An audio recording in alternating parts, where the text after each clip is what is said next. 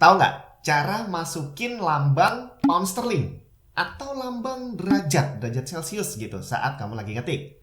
Nggak ada loh di keyboard.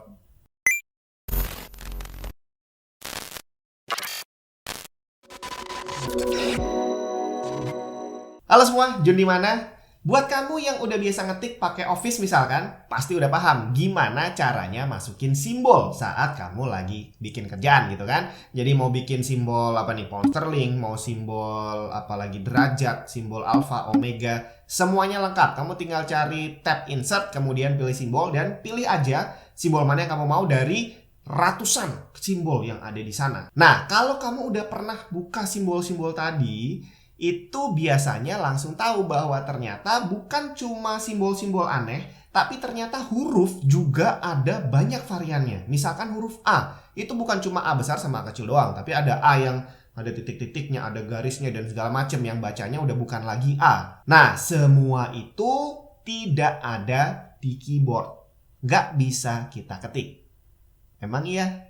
Bisa kali. Cuma kemungkinan banyak dari kita yang nggak tahu gimana cara ngetiknya. Yang pasti kamu nggak perlu buka lagi list simbol-simbol. Kamu bisa langsung memasukkan simbol yang kamu mau hanya dengan cara ngetik di keyboard. Cuma ada triknya. Nah, di sini kita kenalan dengan ASCII Code. ASCII adalah singkatan dari American Standard for Information Interchange. Jadi ASCII ini adalah sebuah standar encoding untuk komunikasi elektronik. Jadi huruf ABC yang kita kenal saat kita ngetik itu sebenarnya bukan berbentuk ABC. Saat kita inputkan ke dalam PC, itu dia diinput dalam bentuk sebuah kode yang mewakili karakter-karakter yang kita kenal. Jadi tiap huruf itu punya kodenya sendiri-sendiri. Dan kode ini jangan dipikir hanya berfungsi untuk PC doang. Ini udah dipakai sejak lama, bre. ASCII ini udah dipakai sama orang dari sejak mereka ngirim pesan menggunakan telegraf.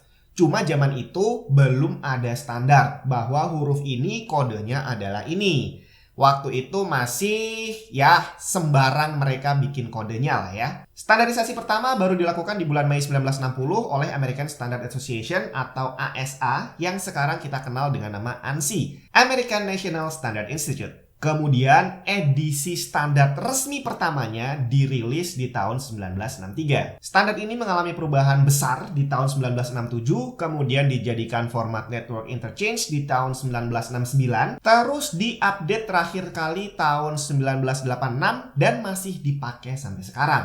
Tapi baru di tahun 2015 ASCII ini dijadikan standar internet. Terus maksudnya standar-standar tadi itu apa sih? Apakah standar bentuk hurufnya A harus seperti ini, B harus seperti ini? Bukan. Yang dimaksud standar adalah standar kode yang mewakili huruf-huruf tadi.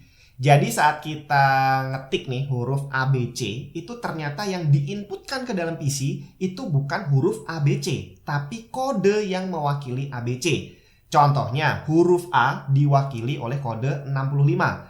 Huruf B 66, huruf C 67, dan seterusnya. Dan semua karakter yang ada di dalam komputer itu punya kodenya masing-masing. Jadi ini seperti saat kita sekolah dulu pramuka, permainan sandi. Ada sandi Morse, ada sandi rumput, ada sandi semafor. Bahwa setiap huruf dan angka itu ada kodenya masing-masing. Terus apa pengaruhnya buat kita sebagai pengguna komputer? Apakah setelah tahu bahwa ternyata komputer kita menggunakan ASCII code, terus kita jadi gimana gitu sama komputer? Bisa iya, bisa juga enggak. Untuk sebagian besar orang, mungkin hal ini hanya bakal jadi sekedar tahu aja. Oh, ternyata gitu. Dan tidak akan mempengaruhi apapun terhadap apa yang akan kamu lakukan ke komputer kamu nantinya. Tapi buat beberapa dari kita, mungkin akan sangat terbantu begitu kita tahu bahwa ternyata ada yang namanya ASCII code. Ternyata bahwa kita bisa ngetik angka derajat tanpa harus ngeklik insert dan milih simbol. Kita bisa langsung ngetik pakai keyboard dan muncul angka derajatnya. Nah, kalau kamu bisa menguasai ini, walaupun nggak usah semua kode gitu ya, itu bisa sangat meningkatkan produktivitas kamu, terutama buat kamu yang sering banget ngetik setiap hari. Apalagi kalau kamu ngetik itu hubungannya sama bikin rumus gitu ya, harus pakai lambang alpha, omega, beta, dan segala macam. Kalau setiap kali mau ngetik, kamu harus buka insert, terus habis itu cari logonya satu-satu, aduh, lama banget. Tapi dengan tahu kode ASCII ini, kamu tinggal ketik aja, kode untuk masing-masing simbol yang kamu butuhkan. Terus gimana caranya menginput karakter-karakter dengan menggunakan kode ASCII, terutama karakter yang nggak ada di keyboard. Nah, ini asiknya.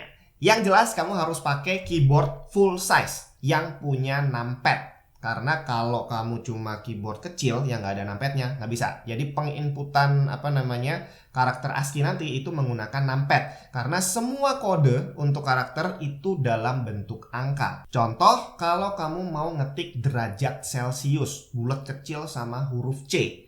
Kode ASCII untuk derajat adalah 248. Jadi daripada kamu pegang mouse, cari insert, dan cari logo derajat, lebih gampang kalau kamu pakai numpad. Tinggal pencet Alt, kemudian ketik 248. Tapi pastiin bahwa numlocknya nyala ya, karena kalau numlocknya nggak nyala berarti kan angkanya nggak bisa dipakai. Jadi sekali lagi Alt 248, langsung muncul kode derajat di layar kamu. Udah gitu doang. Dan itu berlaku untuk semua karakter yang bisa diketik. Kalau pengen tahu kode apa aja, mewakili karakter apa aja, kamu tinggal ketik aja di Google ASCII table. Langsung muncul tabel lengkap kode beserta karakter yang diwakilinya. Dan kalau kamu mau ngetik masing-masing kode itu, ya udah tinggal pencet Alt, terus ketik nomornya, akan langsung muncul karakternya. Kamu nggak perlu ngafalin semuanya. Kamu bisa aja ngafalin hanya beberapa yang kamu butuhkan, atau daripada ngafalin, dicatat aja, kemudian ditempel di dekat monitor untuk karakter-karakter yang paling sering kamu pakai. Terutama kalau kamu sering ngetik yang berhubungan dengan keuangan, dengan rumus-rumus, yang sering masukin karakter-karakter yang tidak tercantum di keyboard. Nah, kemudian ada satu lagi nih. Tadi kita bilang bahwa komputer kita tidak mengenali karakter ABC yang muncul di layar, tapi dia mengenalinya dalam bentuk ASCII code. Ternyata itu baru separuhnya, Bre. Saat kita mengetikkan ASCII code tadi, kemudian kita inputkan ke dalam PC masih harus mengkonversinya lagi menjadi binary code untuk kemudian diterjemahkan lagi untuk tampil di layar menjadi karakter yang kita kenali.